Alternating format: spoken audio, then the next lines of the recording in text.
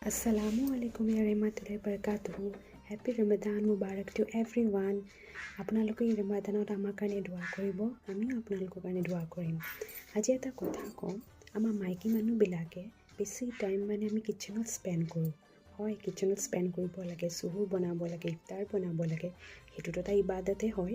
হয়, আমি এইটো কৰিব লাগিব, কিন্তু অলপ টাইম আমি মানে কিচেনৰ পৰা অকণমান টাইমটো কিচেনৰ কামবোৰ অকণমান শ্বৰ্ট কৰি পেলাই আমি আল্লাহ কামটো বেছি আমি দিব লাগে।